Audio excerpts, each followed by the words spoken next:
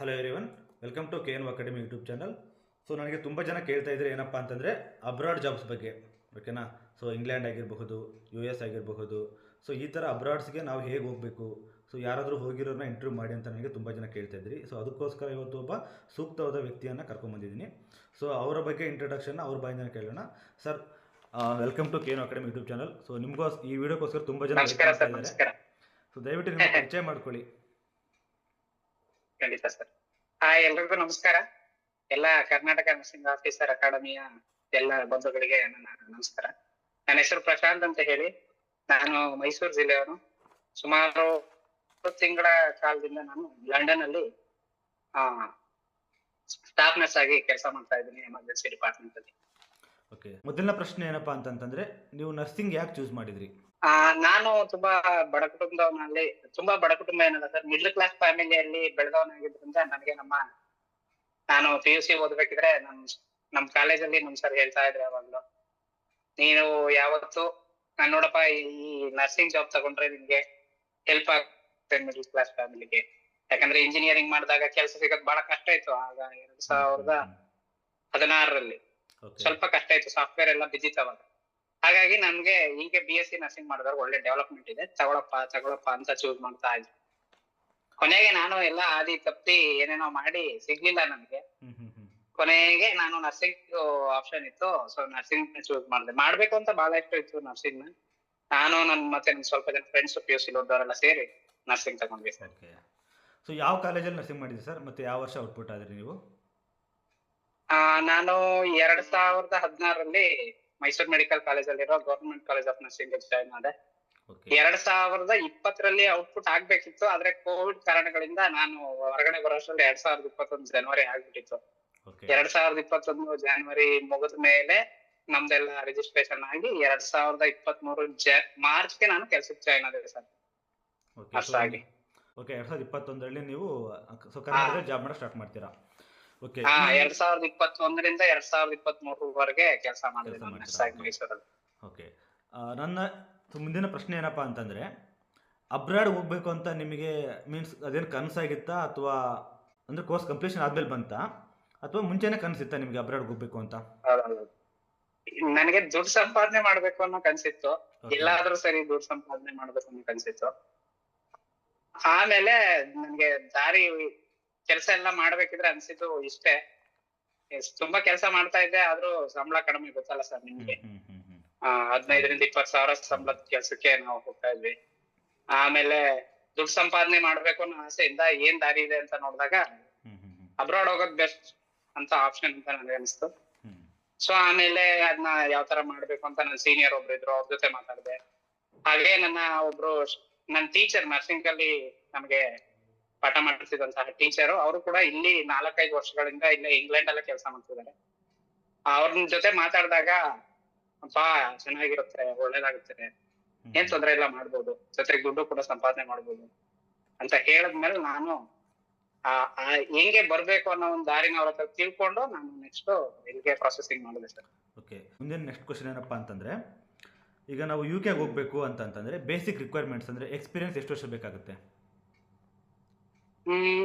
Experience ಅದು depend ಆಗುತ್ತೆ sir. ನಾನ್ ಬರ್ಬೇಕಿದ್ರೆ ಇಲ್ಲಿಗೆ ಎಕ್ಸ್ಪೀರಿಯನ್ಸ್ ನ 1-2 ವರ್ಷದ ಎಕ್ಸ್ಪೀರಿಯನ್ಸ್ ನ ಕೇಳ್ತಾ ಇದ್ರು, ಅಥವಾ 1 ವರ್ಷದ ಎಕ್ಸ್ಪೀರಿಯನ್ಸ್ ಇದ್ರು ಸಾಕು ಅಂತ ಕೇಳ್ತಾ ಇದ್ರು.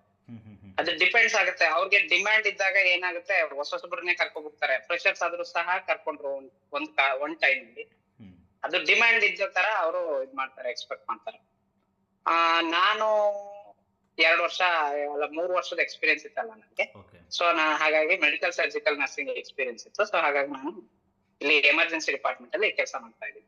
ಈಗ ನಾನು ಅಲ್ಲಿರೋರ್ಗೆ ಎಕ್ಸ್ಪೀರಿಯನ್ಸ್ ಬಗ್ಗೆ ಹೇಳೋದಾದ್ರೆ, ಖಂಡಿತವಾಗಿ ಯಾವುದೇ ದೇಶಕ್ಕೆ ಹೋಗೋದಾಗ್ಲಿ, ಕೇವಲ UKಗಲ್ಲ, ಬೇರೆ ದೇಶ ಅಮೆರಿಕ ಇರ್ಬೋದು, ಯಾವುದೇ ಯುರೋಪಿಯನ್ ಕಂಟ್ರೀಸ್ ಇರ್ಬೋದು, ಮತ್ತೆ ಯಾವುದೇ middle East countries, Abu Dhabi, Kuwait, Qatar, ಯಾವುದೇ ಕಂಟ್ರಿಗೆ ಹೋಗೋರಿದ್ರು, ಸ್ಪೆಷಲಿ ಮಹಿಳೆಗೆ ನಾನು ಅಬ್ರಾಡ್ ಹೋಗ್ಬೇಕು ಅನ್ನೋ ಕನ್ಸೇನಾದ್ರೂ ಇದ್ರೆ ಖಂಡಿತವಾಗಿ ನೀವು ಮಿಡ್ವೈಫರಿ, ಪೀಡಿಯಾಟ್ರಿಕ್ಸ್ ಮತ್ತೆ ಗೈನಕಾಲಜಿ ಇದರಲ್ಲಿ ಎಕ್ಸ್ಪೀರಿಯನ್ಸ್ ಇದ್ರೆ ಬಹಳ ಒಳ್ಳೇದಾಗುತ್ತೆ. ತುಂಬಾ ಡಿಮ್ಯಾಂಡ್ ಇದೆ ಸರ್ ಇಲ್ಲಿ. ಯಾರ್ಯಾರು ಲೇಬರ್ ವಾರ್ಡ್ ಅಲ್ಲಿ ಕೆಲಸ ಮಾಡಿದ್ದಾರೆ, ಯಾರ್ಯಾರು NICU ಅಲ್ಲಿ, PICU ಎಲ್ಲ ಕೆಲಸ ಮಾಡಿದ್ದಾರೆ. ಯಾಕಂದ್ರೆ ಬಾಯ್ಸ್ ಇದನ್ನ ಚೂಸ್ ಮಾಡಕ್ ಆಗಲ್ಲ. ಸೊ ನೀವು ಹೇಳ್ತಿರೋ ಪ್ರಕಾರ ಬಾಯ್ಸ್ ಲೇಬರ್ ವಾರ್ಡ್ ಚೂಸ್ ಮಾಡಲ್ಲ. OBG ಪೀಡಿಯಾಟ್ರಿಕ್ಸು ಸೊ ನಮ್ಮ ಯಾರಿಗೆ ಮಹಿಳೆಯರಿಗೆ ಚೆನ್ನಾಗಿದೆ ಅಂತ ಹೇಳ್ತಿದ್ದೀರಾ? ಚೆನ್ನಾಗಿದೆ. ಇಲ್ಲಿಗೆ ಬರೋದಾದ್ರೆ ಆ ಎಕ್ಸ್ಪೀರಿಯನ್ಸ್ ಅಲ್ಲಿ ಕೆಲಸ ಮಾಡಿ. ಇಲ್ಲಿಗೆ ಬರ್ಬೇಕಿದ್ರೆ ನಿಮ್ಗೆ ಡಿಮ್ಯಾಂಡ್ ಇರುತ್ತೆ, ನಿಮ್ಮನ್ನ ಬೇಗ ಹೈರ್ ಮಾಡ್ಕೋತಾರೆ ಅಂತ. Plus ICU and emergency also. ಅಂದ್ರೆ ನಾನು ಸ್ಪೆಷಲಿ ಮಹಿಳೆಯರಿಗೆ ಹೇಳಿದ್ದು. ಇನ್ನು ಬೇರೆಯವರು ಎಲ್ಲೇ ಈಗ ನಮ್ಮ ಬಾಯ್ಸ್ ಗಳಿಗೆಲ್ಲ ಅಲ್ಲೆಲ್ಲ ಕೆಲಸ ಮಾಡಕ್ ಆಗಲ್ಲ. ಸೊ ಅವರು ICU, ಎಮರ್ಜೆನ್ಸಿ, OT ಸ್ಪೆಷಾಲಿಟಿಗಳಲ್ಲಿ ಕೆಲಸ ಮಾಡಿದಾಗ ಸ್ಪೆಷಾಲಿಟಿಲೂ ಇರುತ್ತೆ. ಮೆಡಿಕಲ್ ಸರ್ಜಿಕಲ್ ನರ್ಸಿಂಗ್ ಅಲ್ಲೆಲ್ಲ ಕೆಲಸ ಮಾಡಿದ್ರೆ ಎಲ್ಲ ಮಾಮೂಲಿ ಇಲ್ಲಿ ಮೆಡಿಕಲ್ ಸರ್ಜಿಕಲ್ ವಾರ್ಡ್ಸ್ ಗಳಿಗೆ ಬೇರೆ ಬೇರೆ ವಾರ್ಡ್ಸ್ ಗಳಿಗೆ ಬರ್ಬೋದು. ಓಕೆ.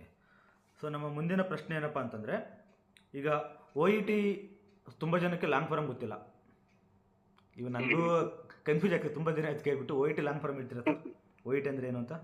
ಆಕ್ಯುಪೇಷನಲ್ ಇಂಗ್ಲಿಷ್ ಟೆಸ್ಟ್ ಅಂತ ಹೇಳಿ ಸರ್. ಆಕ್ಯುಪೇಷನಲ್ ಇಂಗ್ಲಿಷ್ ಟೆಸ್ಟ್ ಅಂತ ಹೇಳಿ. ಇದನ್ನ ಸ್ಪೆಸಿಫಿಕಲಿ ಏನಕ್ಕೆ ಡಿಸೈನ್ ಮಾಡಿದ್ದಾರೆ ಅಂತಂದ್ರೆ, ಆಸ್ಟ್ರೇಲಿಯಾದವ್ರು ಡಿಸೈನ್ ಮಾಡಿರೋದು.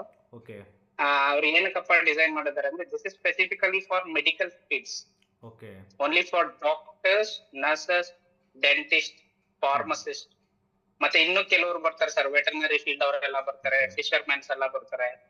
ಈ ಫೀಲ್ಡ್ ಅವ್ರಿಗೆಲ್ಲ OET ನ ಮತ್ತೆ ಎಲ್ಲಾ ಕಂಟ್ರಿಲೂ OET ನ ಅಕ್ಸೆಪ್ಟ್ ಮಾಡಲ್ಲ. ಕೆಲವೊಂದು ಸ್ಪೆಸಿಫಿಕ್ ಕಂಟ್ರೀಸ್ ಅಲ್ಲಿ OET ಯಾವ ಕಂಟ್ರಿ ಬೇಕಾಗುತ್ತೆ ಸರ್? OET ಅದೊಂದು ಇಂಗ್ಲಿಷ್ ಲ್ಯಾಂಗ್ವೇಜ್ ಟೆಸ್ಟ್ ಸರ್. ಈಗ OET ಒಂದೇ ಇಂಗ್ಲಿಷ್ ಲ್ಯಾಂಗ್ವೇಜ್ ಟೆಸ್ಟ್ ತುಂಬಾ ಇದೆ. IELTS ಅಂತ ಇದೆ, international English language testing system ಅಂತ. ಈಗ ಯಾರ್ಯಾರು ಓದಕ್ಕೆಲ್ಲ ಬರ್ತಾರೆ ಅವರೆಲ್ಲ IELTS ಬರ್ಕೊಂಡ್ ಬರ್ತಾರೆ. OET ನಮಗೆ ಸ್ಪೆಸಿಫಿಕ್ ಆಗಿ ಮೆಡಿಕಲ್ ಫೀಲ್ಡ್ ಅವ್ರಿಗೆ ಸ್ಪೆಸಿಫಿಕ್ ಆಗಿ ಇರೋದ್ರಿಂದ ಆಲ್ಮೋಸ್ಟ್ ಎಲ್ರು ಏನ್ ಮಾಡ್ತಾರೆ, OET ನ ಚೂಸ್ ಮಾಡ್ತಾರೆ. ಮತ್ತೆ ಏನಪ್ಪಾ ಅಂತಂದ್ರೆ ಎಲ್ರು ಏನ್ ಅನ್ಸಂದ್ರೆ OET is better than IELTS. IELTS ಸ್ವಲ್ಪ ಕಷ್ಟ ಇರುತ್ತೆ ಅಂತ ಹೇಳಿ OET ನ ತಗೋತಾರೆ. ಇನ್ನೂ ಒಂದಿದೆ ಎಕ್ಸಾಮ್, PT ಅಂತ ಒಂದು ಎಕ್ಸಾಮ್ ಇದೆ, ಅದನ್ನು ತುಂಬಾ ಜನ ಚೂಸ್ ಮಾಡಿ ಬರೀತಾರೆ. ಈಗ ಅಮೆರಿಕಾಗೆಲ್ಲ ಹೋಗಕ್ಕೆ ಸ್ವಲ್ಪ IELTS ನ ಪ್ರೆಫರ್ ಮಾಡ್ತಾರೆ. ಅಲ್ಲಿ ಆದಷ್ಟು ಬೇರೆ ಬೇರೆ ರಾಜ್ಯಗಳಿದೆ, ವಾಷಿಂಗ್ಟನ್ಗೆ ಬೇರೆ ತರ ಈ ತರ ಇರೋದ್ರಿಂದ ಅವರು IELTS ನ ಪ್ರೆಫರ್ ಮಾಡ್ತಾರೆ. ಕೆನಡಾದವರು ಕೂಡ IELTS ನ ಪ್ರೆಫರ್ ಮಾಡ್ತಾರೆ. ಜೊತೆಗೆ ಆಸ್ಟ್ರೇಲಿಯಾದಲ್ಲಿ OET ನ ಅಕ್ಸೆಪ್ಟ್ ಮಾಡ್ತಾರೆ. ಈ UK ಕೂಡ OET ನ ಅಕ್ಸೆಪ್ಟ್ ಮಾಡ್ತಾರೆ. ಸೊ ಆಸ್ಟ್ರೇಲಿಯಾ, UK ಮತ್ತೆ ನ್ಯೂಜಿಲೆಂಡ್ ಅಲ್ಲಿ OET ನ ಅಕ್ಸೆಪ್ಟ್ ಮಾಡ್ತಾರೆ. ಆಸ್ಟ್ರೇಲಿಯಾ, UK, ನ್ಯೂಜಿಲೆಂಡ್ ಅಲ್ಲಿ OET ಅಕ್ಸೆಪ್ಟ್ ಮಾಡ್ತಾರೆ. ಅಮೆರಿಕಾದಲ್ಲೂ ಕೂಡ ಒಂದೊಂದು ರಾಜ್ಯಗಳವರು ಅಕ್ಸೆಪ್ಟ್ ಮಾಡ್ತಿದ್ದಾರೆ ಈಗ ಸದ್ಯಕ್ಕೆ. ಮೇ ಬಿ ಮುಂದೆ ಅಕ್ಸೆಪ್ಟ್ ಮಾಡ್ಕೋಬಹುದು. ಬಟ್ IELTS ಮಾಡಿದ್ರೆ ನಿಮ್ಗೆ ಬ್ರಾಡ್ ಯಾವುದೇ ಪ್ರಪಂಚದ ಯಾವುದೇ ಮೂಲೆಯಲ್ಲಿ ಬೇಕಿದ್ರು ನೀವು ಯಾವ್ಯಾವ ಇಂಗ್ಲಿಷ್ ಇರುತ್ತೆ ಅಲ್ಲೆಲ್ಲ ಕೆಲಸಕ್ಕೆ ಅಕ್ಸೆಪ್ಟ್ ಮಾಡ್ಕೊತಾರೆ. IELTS ಮಾಡಿದ್ರೆ UK ಹೋಗ್ಬೋದಾ? ಖಂಡಿತ ಬರ್ಬೋದು. ಯಾವ್ದಾದ್ರು ಒಂದು ಇಂಗ್ಲಿಷ್ ಲ್ಯಾಂಗ್ವೇಜ್ ಟೆಸ್ಟ್ ಸೊ ಯಾವ್ದಾದ್ರು ಮಾಡ್ಬೋದು. IELTS ಆಗಿರ್ಬೋದು, OET ಆಗಿರ್ಬೋದು, ಎಷ್ಟು ಇಂಗ್ಲಿಷ್ ಲ್ಯಾಂಗ್ವೇಜ್ಗೋಸ್ಕರ ಅಷ್ಟೇ ಅದರಲ್ಲಿ ಇರೋದು, ಇನ್ನೇನಿಲ್ಲ. ಹೌದೌದು, ಬರೀ ಇಂಗ್ಲಿಷ್ ಲ್ಯಾಂಗ್ವೇಜ್ ಗೋಸ್ಕರ ಅಷ್ಟೇ. ಇಂಗ್ಲಿಷ್ ಲ್ಯಾಂಗ್ವೇಜ್ ಗೊತ್ತು, ನಾವಿವ್ನ ಈ ದೇಶಕ್ಕೆ ಕರ್ಕೋಬಹುದು ಅನ್ನೋ ಉದ್ದೇಶಕ್ಕೆ ಅವ್ರು ಮಾಡಿಸ್ತಾರೆ, ಮಾಡಿರ್ಬೇಕಷ್ಟೇ. ಸರ್ಟಿಫಿಕೇಟ್ ಕೊಡ್ಬೇಕು ನಾವು. ಓಕೆ. ಸೊ ಬೇರೆ ಎಲ್ಲಾ ಎಕ್ಸ್ಪೀರಿಯನ್ಸ್ ಅದೆಲ್ಲ ನಿಮ್ದು ಓನ್ ಆಗಿರುತ್ತೆ, ನೀವೇನಿಲ್ಲಿ ವರ್ಕ್ ಮಾಡಿದ್ರೆ ಅದೇ ಕೌಂಟ್ ಆಗುತ್ತೆ. ಹೌದು, ಓನ್ ಆಗಿರುತ್ತೆ. ಓಕೆ. IELTS OET ನಮ್ಮ ಎಕ್ಸ್ಪೀರಿಯನ್ಸ್ ಮೇಲೆ ನಾವು ನೆಕ್ಸ್ಟ್ ಅಪ್ಲೈ ಮಾಡ್ಕೋಬೇಕಾಗುತ್ತೆ. ಓಕೆ, ಈಗ ಅರ್ಥ ಆಯ್ತು ನನಗೆ. ಸೊ ನೆಕ್ಸ್ಟ್ ಏನಪ್ಪಾ ಅಂತಂತಂದ್ರೆ, ನೀವು ಎಷ್ಟು ವರ್ಷದಿಂದ ಟ್ರೈ ಮಾಡಿದ್ರಿ ಇದಕ್ಕೆ? ಅಂದ್ರೆ ಎಷ್ಟು ವರ್ಷದಲ್ಲಿ ಕ್ರ್ಯಾಕ್ ಮಾಡಿದ್ರಿ OET ಸ್ಟಾರ್ಟ್ ಮಾಡಿದ್ದು? ನಾನ್ ತುಂಬಾ ಕಾಲ ತಕೊಂಡೆ, ಯಾಕಂದ್ರೆ ನಾನು ಸ್ವಲ್ಪ ಇಂಟ್ರೆಸ್ಟ್ ಇರ್ಲಿಲ್ಲ, ಸ್ವಲ್ಪ ಲೇಜಿ ಆಗಿದ್ದೆ. ಹಂಗಾಗಿ ನಾನು ಹೆಚ್ಚು ಕಮ್ಮಿ 1 ವರ್ಷ ತಗೊಂಡೆ. ಅಂದ್ರೆ ರೆಗ್ಯುಲರ್ ಆಗಿ ಮಾಡ್ಲಿಲ್ಲ ಸರ್. ರೆಗ್ಯುಲರ್ ಆಗಿ ಮಾಡಿದ್ದು ಹೆಚ್ಚು ಕಮ್ಮಿ 1.5 ತಿಂಗಳು 2 ತಿಂಗಳು ಇರ್ಬೋದು. ಬಟ್ ಅದ್ರ ಜೊತೆ ಟಚ್ ಅಲ್ಲಿದ್ದೆ ನಾನು.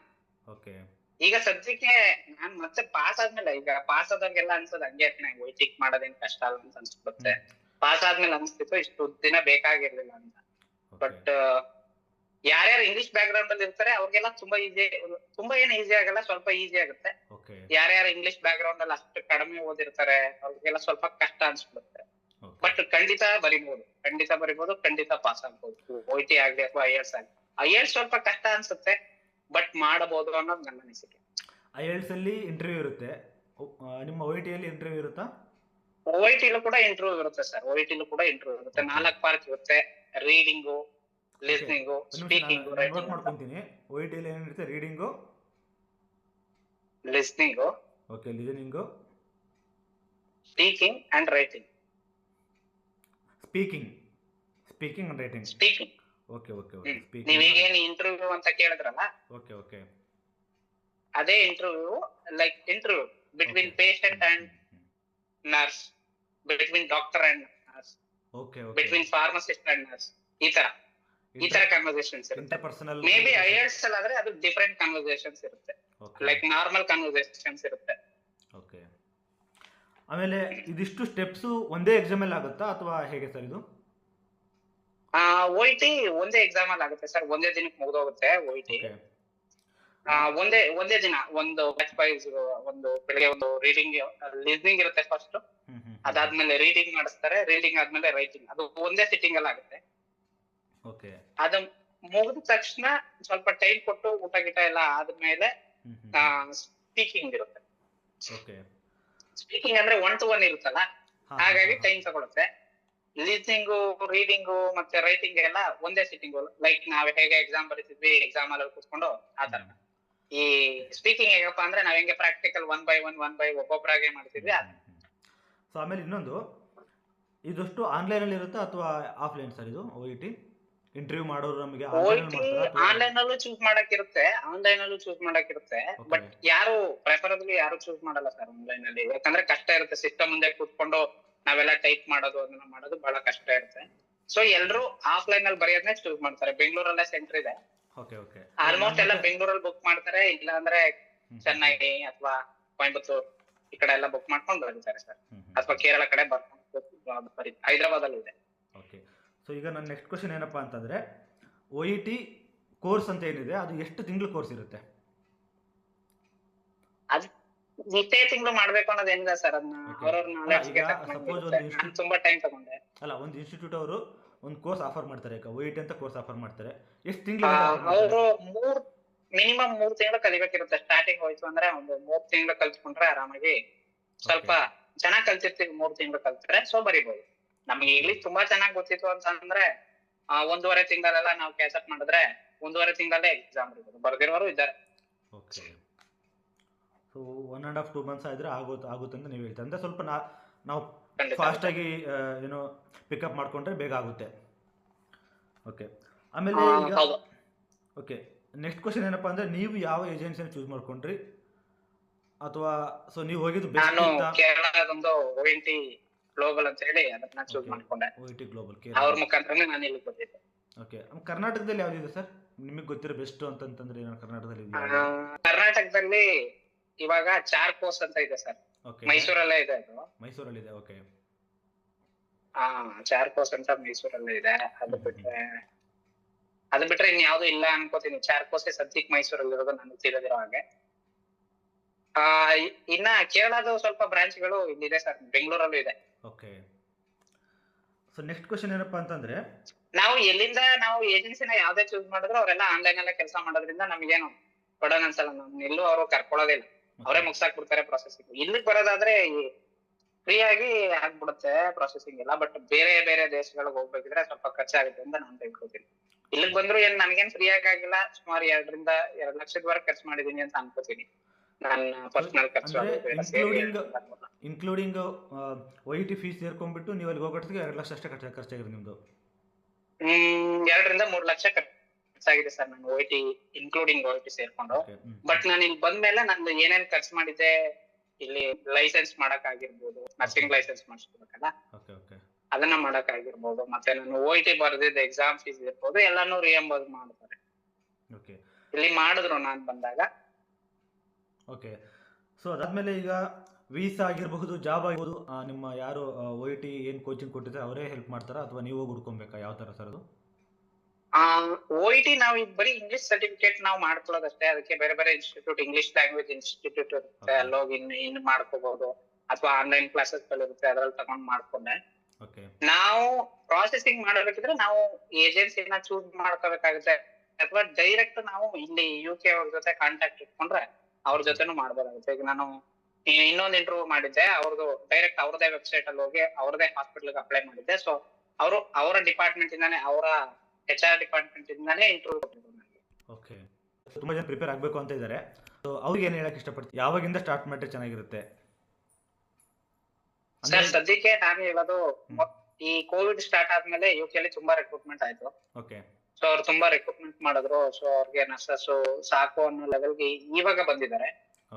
ಜೊತೆಗೆ ಇಲ್ಲಿ ಒಂದ್ ಸ್ವಲ್ಪ ರಿಸ್ಟ್ರಿಕ್ಷನ್ಸ್ ಮಾಡಿದ್ದಾರೆ, ಯಾಕಂದ್ರೆ ಇಮಿಗ್ರೇಷನ್ ಕಡಿಮೆ ಮಾಡ್ಬೇಕು ಅಂತ. ಯಾಕಂದ್ರೆ ಇದು ಪ್ರಪಂಚದಿಂದ ಎಲ್ಲ ಕಡೆಯಿಂದ ಬರ್ತಾರೆ, ಆಫ್ರಿಕಾ, ಮತ್ತೆ ಎಲ್ಲ ಯುರೋಪಿಯನ್ ಕಂಟ್ರೀಸ್, ಮತ್ತೆ ಇನ್ಕ್ಲೂಡಿಂಗ್ ನಮ್ ನರ್ಸಸ್ಗಳು ಯಾರು ದುಬೈಲೆಲ್ಲ ಕೆಲಸ ಮಾಡ್ತಿದ್ದಾರೆ ಅವರೆಲ್ಲ ಬರ್ತಾರೆ.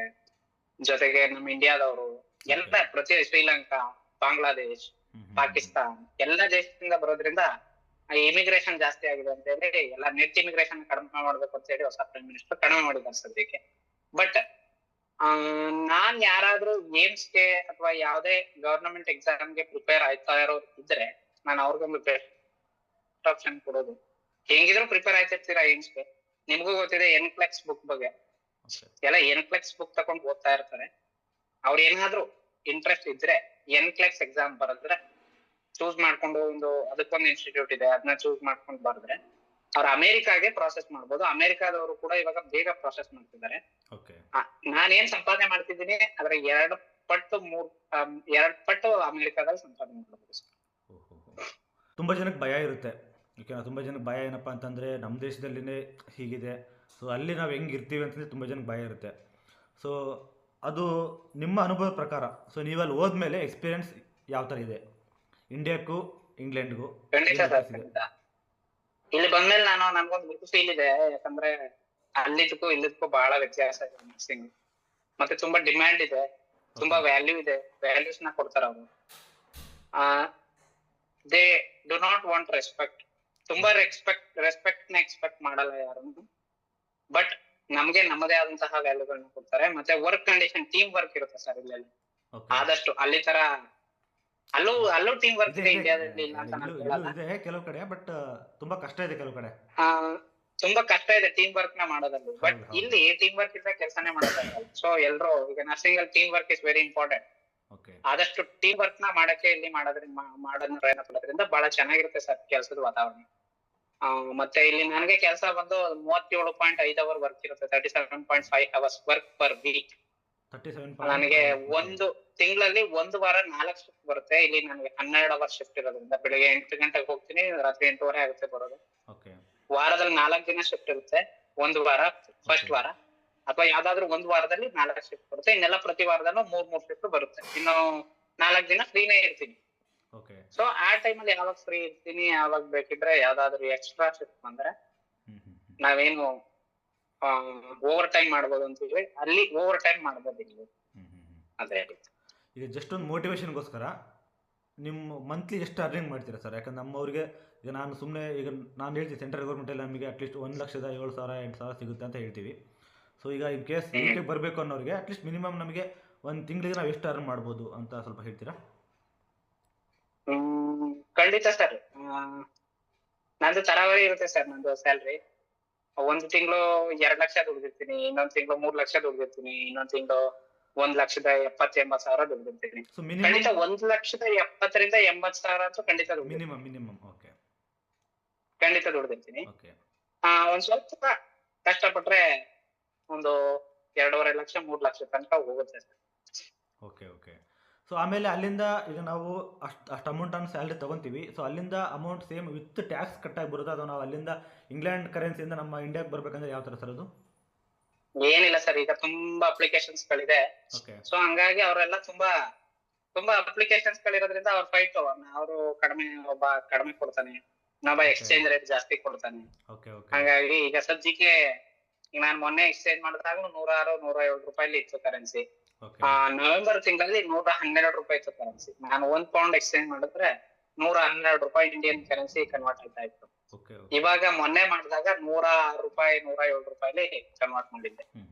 ಸೊ ಏನ್ ಟ್ಯಾಕ್ಸ್ ಕಟ್ಟಾಗಲ್ಲ, ಟ್ಯಾಕ್ಸ್ ಏನ್ ಕಟ್ಟಾಗಲ್ಲ. ಟ್ಯಾಕ್ಸ್ ಯಾಕಂದ್ರೆ ನಾವು ಇಲ್ಲಿ ಆಲ್ರೆಡಿ ಈ ದೇಶದವ್ರಿಗೆ ಟ್ಯಾಕ್ಸ್ ಕಟ್ತಾ ಇರ್ತೀವಲ್ಲ, ಹಾಗಾಗಿ ನಾವೇನು ಇಂಡಿಯಾದಲ್ಲೇ ಟ್ಯಾಕ್ಸ್ ಕಟ್ಟೋ ಅವಶ್ಯಕತೆ ಇರಲ್ಲ. ಸೊ ಆಮೇಲೆ ಫುಡ್ ಎಲ್ಲ ಹೇಗೆ ಸರ್ ನಿಮಗೆ? ಸೊ ನಮ್ಮ ಕರ್ನಾಟಕ ಫುಡ್ ಸಿಗುತ್ತಾ ಅಥವಾ ಹೇಗೆ? ಖಂಡಿತ ಸರ್, ನಾನು ಲಂಡನ್ ಅಲ್ಲಿ ಇರೋದ್ರಿಂದ ಇಲ್ಲಿ ಸೌತ್ ಇಂಡಿಯನ್ ರೆಸ್ಟೋರೆಂಟ್ಸ್ ತುಂಬಾ ಇದೆ. ಜೊತೆಗೆ ತುಂಬಾ ರೆಸ್ಟೋರೆಂಟ್ಸ್ ಗಳಿದೆ, ಇಂಡಿಯನ್ ರೆಸ್ಟೋರೆಂಟ್ಸ್ ತುಂಬಾ ಇದೆ. ಇಲ್ಲಿ ಮೆಜಾರಿಟಿ ಇಂಡಿಯನ್ಸ್ ಇದ್ದಾರೆ ಲಂಡನ್ ಅಲ್ಲಿ. ಸೊ ಹಂಗಾಗಿ ಎಲ್ಲ ಪ್ರತಿಯೊಂದು ಸಿಗುತ್ತೆ. ದೇವಸ್ಥಾನಕ್ಕೆ ಹೋಗಿ ದೇವಸ್ಥಾನ ವಿಸಿಟ್ ಮಾಡ್ತಿರ್ತೀನಿ. ಏನ್ ವಿಸಿಟ್ ಮಾಡ್ಬೇಕು ಅಂತ ಅನ್ಸುತ್ತೆ ಅದೆಲ್ಲ ವಿಸಿಟ್ ಮಾಡೋದಿಲ್ಲ. ಎಲ್ಲ ಟೆಂಪಲ್ಸ್ ಇವೆ, ಎಲ್ಲ ಸಿಗುತ್ತೆ. ಇಲ್ಲ ನಾನ್ ಲಂಡನ್ ಅಲ್ಲಿ ಇರೋದ್ರಿಂದ ಹಂಗ್ ಸ್ಪೆಸಿಫಿಕ್ ಆಗಿ ಸಿಗುತ್ತೆ. ಬಟ್ ಬೇರೆ ಬೇರೆ ಕಡೆನೂ ಸ್ವಲ್ಪ ದೂರಕ್ಕೆ ಹೋದ್ರೆ ಅಲ್ಲೂ ಕೂಡ ಅದೇ ತರ ಇದೆ. ಓಕೆ, ಏನ್ ತೊಂದ್ರೆ ಇಲ್ಲ. ಊಟ ಏನು ಅಂದ್ರೆ ನನಗೆ ಕುಕ್ ಮಾಡ್ಕೊಳ್ಳೋದ್ರಿಂದ ಏನ್ ತೊಂದ್ರೆ ಇಲ್ಲ. ಸೊ ಆಮೇಲೆ ನೆಕ್ಸ್ಟ್ ಸೊ ಆದಷ್ಟು ಎಲ್ಲರೂ ಇಲ್ಲಿ ಸೆಲ್ಫ್ ಕುಕಿಂಗ್ ಮಾಡ್ತಾರೆ. Okay okay self cooking. So ನಿಮಗೆ ಗೊತ್ತಿರೋ ಹಾಗೆ ನಿಮ್ಮ ಏರಿಯಾದಲ್ಲಿ ಅಥವಾ ನಿಮ್ಮ ಹಾಸ್ಪಿಟಲಲ್ಲಿ ಟೋಟಲ್ ಸರೌಂಡಿಂಗ್ಸಲ್ಲಿ ಎಷ್ಟು ಜನ ಕರ್ನಾಟಕದಲ್ಲಿ ಇದ್ದೀರಾ? ಸದ್ಯಕ್ಕೆ ನನ್ನ ಹಾಸ್ಪಿಟಲ್ ಹೆಚ್ಚು ಕಮ್ಮಿ 1, 2, 3 ನಾವು 4 ಜನ ಇದ್ದೀವಿ ಸರ್. ಒಬ್ರು ನನಗೆ ಗೊತ್ತಿರ್ಲಿಲ್ಲ, ಬಟ್ 3 ಜನ ಗೊತ್ತಿರೋರೇ ಬಂದಿದ್ರು. ಓಕೆ ನಾನು ಮತ್ತೆ ನನ್ನ ಫ್ರೆಂಡ್ಸ್ ಇಬ್ರು. ಇನ್ನೊಬ್ರು ಗೊತ್ತಿರ್ಲಿಲ್ಲ, ಬಟ್ ಇಲ್ಲಿ ಬಂದ್ಮೇಲೆ ಪರಿಚಯ. ಓಕೆ. ಅವರು ಕರ್ನಾಟಕದವರೇ, ಮಂಗಳೂರವ್ರು ಅಂತ ಗೊತ್ತಾಯ್ತು. ಸೊ ಈಗ ಇನ್ನಿಬ್ರು, ಒಬ್ರು ಮಂಡ್ಯದವ್ರು ಇದ್ದಾರೆ, ಇನ್ನೊಬ್ರು ನಮ್ಮ ಮೈಸೂರವರೇ ಇದ್ದಾರೆ. ಮತ್ತೆ ಇನ್ನು ನನ್ನ ಫ್ರೆಂಡ್ಸ್ ಗಳು ಕೂಡ ಇದ್ದಾರೆ ತುಂಬಾ ಜನ. ಅವರು ಎಲ್ಲ ಕ್ಲಾಸ್ಮೇಟ್ಸ್ ನಮ್ಮ ಮೈಸೂರವರೇ, ಪಿರಿಯಾಪಟ್ಟಣ, KR ನಗರ, ಓಕೆ ಓಕೆ, ಹುಣಸೂರು. ಬೇರೆ ಬೇರೆ ಪ್ರೊಫೆಷನ್ ಅವರು ಪರಿಚಯ ಆಗ್ತಾರೆ ಅಲ್ಲಿ. ಬೇರೆ ಪ್ರೊಫೆಷನ್ ಅವ್ರು ಅಷ್ಟು ಕಡಿಮೆ, ಬಟ್ ಇಲ್ಲಿ ಬಂದು ನಮ್ ಕರ್ನಾಟಕದವ್ರು ಏನಾದ್ರು ಇದ್ರೆ ಪರಿಚಯ ಆದ್ರೆ ಅವರು ಒಂದು ಸಿಗ್ತಾರೆ. ಈಗ ಸದ್ಯದ ಇತ್ತೀಚೆಗೆ ಇಲ್ಲೆಲ್ಲ ಕನ್ನಡ ಬಿಟ್ಟು ಅದು ಇದು ಮಾಡ್ತಾ ಇರ್ತಾರೆ. ಈಗ ನೆಕ್ಸ್ಟ್ ಮಂತ್ ಏನೋ ವಿಜಯ್ ಪ್ರಕಾಶ್ ಏನೋ ಬರ್ತಿದ್ದಾರೆ ಸರ್. ಓಕೆ ಓಕೆ, ಹಾ ಹಾ ಹಾ. ಸೊ ಆಮೇಲೆ ಇನ್ನೊಂದು ಇಂಪಾರ್ಟೆಂಟ್ ಕ್ವಶನ್ ಕೇಳೋದು ಬಿಟ್ಬಿಟ್ಟೆ. ಏನಪ್ಪಾ ಅಂತಂದ್ರೆ, ನೀವು ಕೋಚಿಂಗ್ ಆಫ್ಲೈನ್ ಹೋಗಿದ್ರಾ ಅಥವಾ ಆನ್ಲೈನ್ ಹೋಗಿದ್ರಾ? ಕೋಚಿಂಗ್ ತಗೊಂಡಿದ್ದ? ಕೋಚಿಂಗ್ ನಾನು ಆನ್ಲೈನ್ ಅಲ್ಲೂ ತಗೊಂಡಿದ್ದೆ, ಒಂದ್ ಸ್ವಲ್ಪ ದಿನ ಆಫ್ಲೈನ್ ಅಲ್ಲೂ ತಗೊಂಡಿದ್ದೆ. ಯಾವ್ದು ಬೆಸ್ಟ್? ನಾನು ಇಲ್ಲಿಗೆ ಬರೋದ್ರ ಏನ್ ಸರ್, ಕೋಚಿಂಗು ಯಾವ್ದು ಬೆಸ್ಟ್? ಆಫ್ಲೈನ್ ಬೆಸ್ಟಾ ಆನ್ಲೈನ್ ಬೆಸ್ಟಾ? Depend sir. ಈಗ ನಾನು ಕೆಲಸ ಮಾಡ್ತಾ ಇದ್ರಿಂದ ನನಗೆ ಆಫ್ಲೈನ್ ಅಲ್ಲಿ ಕೆಲಸ ಬಿಟ್ಟು ಹೋಗಕ್ ಆಯ್ತಿರ್ಲಿಲ್ಲ. ಯಾಕಂದ್ರೆ ಸಂಬಳನೂ ಬೇಕು, ಕೆಲ್ಸಾನು ಬೇಕು, ಎಲ್ಲಾ ಬೇಕಾಗಿರೋದ್ರಿಂದ ನಾನು ಕೆಲಸ ಬಿಟ್ಟು ಹೋಗಕ್ ಆಯ್ತಾ ಇರ್ಲಿಲ್ಲ. ನಾನೇನ್ ಮಾಡಿದೆ ಅಂದ್ರೆ ಆನ್ಲೈನ್ ಸ್ವಲ್ಪ ದಿನ ಮಾಡಿದೆ. ಆಮೇಲೆ ಇನ್ನೊಂದ್ ಸ್ವಲ್ಪ ಎಕ್ಸಾಮ್ ಎಲ್ಲ ಬುಕ್ ಮಾಡಿ ನೆಕ್ಸ್ಟ್ ನಾನು ಆಫ್ಲೈನ್ ಕೋಚಿಂಗ್ ಗೆ ಬಂದೆ ಬೆಂಗಳೂರಲ್ಲಿ. ಒಂದು 15 ದಿನ ಇದ್ದೆ ಅನ್ಕೋತೀನಿ ಅಷ್ಟೇ ಸರ್. 15 ದಿನಕ್ಕಿಂತ ಹೆಚ್ಚಾಗಿ ಮಾಡ್ಲಿಲ್ಲ ನಾನು. ಆದಷ್ಟು ಸೆಲ್ಫ್ ಪ್ರಾಕ್ಟೀಸ್ ಮಾಡ್ತಾ ಇದ್ದೆ ನಾನು. ಓಕೆ. ಸೊ ಆಮೇಲೆ ಎನ್ಕ್ಲೆಕ್ಸ್ ಅಂತ ಮತ್ತೆ ತುಂಬಾ ವಿಡಿಯೋಸ್ ಗಳಿದೆ ಇವಾಗ, ಯೂಟ್ಯೂಬ್ ಇರೋದ್ರಿಂದ ತುಂಬಾ ವಿಡಿಯೋಸ್ ಗಳು ಸಿಗುತ್ತೆ. ಓಕೆ. ಅದರಲ್ಲೆಲ್ಲ ಇಂಟರ್ನ್ಯಾಷನಲ್ OIT ವಿಡಿಯೋಸ್ ನ ನೋಡೋದಾಗ್ಲಿ ಅಥವಾ IELTS ವಿಡಿಯೋಸ್ ಎಲ್ಲ ನೋಡಿದ್ರೆ ಹೆಲ್ಪ್ ಆಗುತ್ತೆ. ಜೊತೆಗೆ ಆತರ ಎಲ್ಲ ಮಾಡೋರ್ಗೆಲ್ಲ ನಾನು ಈ ಸೀರೀಸ್ ವಾಚ್ ಮಾಡಕ್ ಹೇಳ್ತೀನಿ. English series, for example the good doctor, ಮತ್ತೆ ಇಂಗ್ಲಿಷ್ ಪಾಡ್ಕಾಸ್ಟ್ ನ ಕೇಳೋದು. ಸೊ ಅವರೆಲ್ಲ ಮಾಡ್ಬೇಕು. ಯಾವ್ದೇ English language testing system test ಬರೆಯೋರಾಗ್ಲಿ, ಅವರೆಲ್ಲ ಆದಷ್ಟು ಈ ಇಂಗ್ಲಿಷ್ ನ್ಯೂಸ್ ಓದೋದು, ಇಂಗ್ಲಿಷ್ ಪಾಡ್ಕಾಸ್ಟ್ ಗಳನ್ನ ಕೇಳೋದು, ಇಂಗ್ಲಿಷ್ ಮೂವೀಸ್ ನ ವಾಚ್ ಮಾಡೋದ್ರಿಂದ ತುಂಬಾ ಹೆಲ್ಪ್ ಆಗುತ್ತೆ. ನಾವು ಆಕ್ಸೆಂಟ್ ಗೆ ಅಡ್ಜಸ್ಟ್ ಆಗ್ತೀವಿ, ಜೊತೆಗೆ ನಮ್ದು ಸ್ಪೀಡ್ ಅಪ್ ಆಗುತ್ತೆ ರೀಡಿಂಗ್ ಸ್ಕಿಲ್ಸ್. ಸೊ ಎನ್ಕ್ಲೆಕ್ಸ್ ಅಂತ ಹೇಳಿದ್ರಿ, ಎನ್ಕ್ಲೆಕ್ಸ್ ನಾವು ಮಾಡಬೇಕು ಅಂತಂದ್ರೆ ಅದಕ್ಕೂ ಕೂಡ ಏಜೆನ್ಸಿ ಇದೆಯಾ ಅಥವಾ ಹಿಂಗೆ OIT ಮಾಡ್ತಾರಲ್ಲ ಅದೇ ಏಜೆನ್ಸಿ ಮಾಡ್ಕೊಡ್ತಾರ ಪ್ರೊಸೆಸಿಂಗ್? ಯಾವ ತರ? ನಾವು ಎಲೋನ್ ಆಗಿ ಮಾಡ್ಬೋದು ಸರ್ ಎಲ್ಲ ಪ್ರೊಸೆಸ್. ಬಟ್ ಏನಾಗುತ್ತೆ ಅಂತಂದ್ರೆ ನಮ್ಗೆ ಬರ್ಡನ್ ಅನ್ಸುತ್ತೆ. ಯಾಕಂದ್ರೆ ನಾವೇ ಎಲ್ಲ ನೋಡಿಕೊಂಡು ಹೋಗ್ಬೇಕಾಗುತ್ತೆ. ಬಟ್ ಏಜೆನ್ಸಿ ಕೊಟ್ಟಾಗ ಅವ್ರೇನ್ ಮಾಡ್ತಾರೆ ಅಂದ್ರೆ ಎಲ್ಲ ಕ್ವಿಕ್ ಆಗಿ ಅವರೇ, ನಾವು ದುಡ್ಡು ಕೊಡ್ಬೇಕಷ್ಟೇ ಅವ್ರಿಗೆ, ದುಡ್ಡು ಕೇಳಿದ್ರೆ. ಇಲ್ಲ ಅಂದ್ರೆ ಎಲ್ಲ ಕ್ವಿಕ್ ಆಗಿ ಅವರೇ ಮಾಡ್ತಾ ಇರ್ತಾರೆ. ಸೊ ಮಿನಿಮಮ್ ಅವರೇ ಸ್ಟೆಪ್ ಬೈ ಸ್ಟೆಪ್ ನಿಮ್ದು ನೆಕ್ಸ್ಟ್ ಸ್ಟೆಪ್ ಈ ತರ ಇದೆ, ನೆಕ್ಸ್ಟ್ ಸ್ಟೆಪ್ ಈ ತರ ಇದೆ ಅಂತ ಹೇಳ್ಕೊಡ್ತಾರೆ. ಓಕೆ. ಸೊ ಈಗ ನಿಮ್ದು ನೀವು ಹೋಗೋದು ದಾರಿ ಈಗ ಕಷ್ಟ ಆಯ್ತಾ ಅಥವಾ ಈಸಿ ಆಗಾಯ್ತಾ? ನೀವು ಹೋದ್ರಿ ಇಂಗ್ಲೆಂಡ್ಗೆ? ನಂದೇನ್ ತುಂಬಾ ಕಷ್ಟ ಅಂತ ಅನಿಸ್ಲಿಲ್ಲ. ಈಗ ಸದ್ಯಕ್ಕೆ ಇಂಟರ್ವ್ಯೂಗಳು ನಡೀತಾ ಇಲ್ಲ ಸರ್. ಈಗ ನನ್ನ ಫ್ರೆಂಡ್ಸ್ ತುಂಬಾ ಜನ ಪಾಸ್ ಮಾಡಿರೋದು OIT ನ ಕರ್ನಾಟಕದಲ್ಲಿ ಇನ್ನ ಕಾಯ್ತಾ ಇದಾರೆ. ಯಾರು ಇನ್ನೂ ಬಂದಿಲ್ಲ ಇಲ್ಲಿಗೆ. ಹೆಚ್ಚು ಕಮ್ಮಿ ಕರ್ನಾಟಕದವ್ರೆ ನನ್ನ ಪ್ರಕಾರ 30-40 ಜನ ಇದಾರೆ ಅಂತ ಅನ್ಕೋತೀನಿ. ಓಕೆ. ಸೊ ಅವ್ರ ಓಪನಿಂಗ್ಸ್ ಆದ ತಕ್ಷಣ ನಿಮಗೆ ಅವ್ರನ್ನ ಕರ್ಕೊಳ್ತಾರೆ? ಖಂಡಿತ. ಅವ್ರಿಗೆ ಓಪನಿಂಗ್ಸ್ ಆದ ತಕ್ಷಣ ಅವರು ಇವ್ರದ್ದು ಏನೇನೋ ರೂಲ್ಸ್ ಎಲ್ಲ ಚೇಂಜ್ ಮಾಡ್ಬೇಕು ಅಂತ ಅನ್ಕೊಂಡಿದ್ದಾರೆ. ಯಾಕಂದ್ರೆ ಫಸ್ಟ್ ಎಲ್ಲ ಅವರೇ ಫಂಡಿಂಗ್ಸ್ ನ ಹಾಕಿ UK ಅವರೇ ಎಲ್ಲರನ್ನು ಕರ್ಕೊಂಡ್ರು. ಈಗ ನೆಕ್ಸ್ಟ್ ಅವರು ಅಷ್ಟೊಂದು ಇನ್ವೆಸ್ಟ್ ಮಾಡಕ್ ಆಗಲ್ಲ ಅಂತ ಹೇಳಿ ಏನಾದ್ರು ರೂಲ್ಸ್ ಚೇಂಜ್ ಮಾಡಿದ್ರು ಮಾಡ್ಬೋದು. ಬಟ್ ಹೋಪ್ಫುಲಿ ಮಾಡ್ತಾರೆ ಅಂತ ಅನ್ಕೊಂಡಿದೀವಿ, ನೋಡ್ಬೇಕು ಸರ್. ಅಲ್ಲ UK ಇಲ್ಲ ಅಂತಂದ್ರೆ ಅವ್ರು ಆಸ್ಟ್ರೇಲಿಯಾ ಹೋಗ್ಬೋದಲ್ವಾ? ಆಸ್ಟ್ರೇಲಿಯಾ ಹೋಗ್ಬೋದು, ಇಲ್ಲ ಅಂತಂದ್ರೆ ಕೆನಡಾ. ಖಂಡಿತ ಹೋಗ್ಬೋದು. ಆಸ್ಟ್ರೇಲಿಯಾದಲ್ಲಿ ಸದ್ಯಕ್ಕೆ ಅವರು ಕೂಡ ಕ್ಲೋಸ್ ಮಾಡಿದ್ರು. ಆಸ್ಟ್ರೇಲಿಯಾದವರು ಕ್ಲೋಸ್ ಮಾಡಿದ್ರು, ನ್ಯೂಜಿಲೆಂಡ್ ಅವರು ಕ್ಲೋಸ್ ಮಾಡಿದ್ರು. ಅಲ್ಲ ಈಗ ನಾವು ಬಟ್ ಓಪನಿಂಗ್ಸ್ ಅಂತೂ ಖಂಡಿತ ಬರುತ್ತೆ. ನರ್ಸಸ್ ಎಲ್ಲಾ ದೇಶದವರು ಬೇಕೇ ಬೇಕು. ಯಾಕಂದ್ರೆ ನೀವು ಹೇಳಿದ ತಕ್ಷಣ ಮತ್ತೆ ನಮ್ಮ ಹುಡುಗರು ಎದುರ್ಕೊಂಬಾರ್ದು ಅಂತ ಅಷ್ಟೇ ಏನಿಲ್ಲ. ಯಾಕಂತಂದ್ರೆ ತುಂಬಾ ಜನಕ್ಕೆ ಖಂಡಿತ ಇಲ್ಲ ಸರ್, ಖಂಡಿತ ಇಲ್ಲ ಸರ್. So okay. ಸೊ ಎಲ್ಲ ಯಾಕಂದ್ರೆ ಈಗ ನಿಮಗೂ ಗೊತ್ತಿದೆ, nursing is not A stopping process. Nurses ಎಲ್ಲ ಕಡೆ ಬೇಕೇ ಬೇಕು ಖಂಡಿತವಾಗಿ.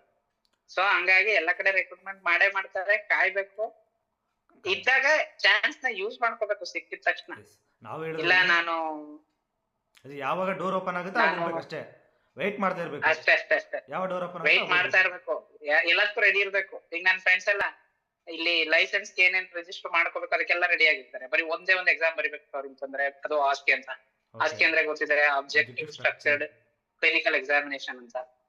ಸೊ ಅದೊಂದು ಎಕ್ಸಾಮ್ ಬರೆದ್ರೆ ಅವ್ರದ್ದು ಇಲ್ಲಿ ಬಂದು, ಯಾಕಂದ್ರೆ ಅವರೇ ಫಂಡ್ ಕೊಡ್ತಾರೆ ಅದಕ್ಕೆಲ್ಲ, ಓಕೆ ಸೊ ಅವರೇ ಎಲ್ಲ ಮಾಡ್ಕೊಡ್ತಾರೆ. ಹಾಗಾಗಿ ಕಾಯ್ತಿದ್ದಾರೆ. ಇಲ್ಲಿಗೆ ಬರಕ್ಕೆ 3 ಸ್ಟೆಪ್ಸ್ ಇದೆ.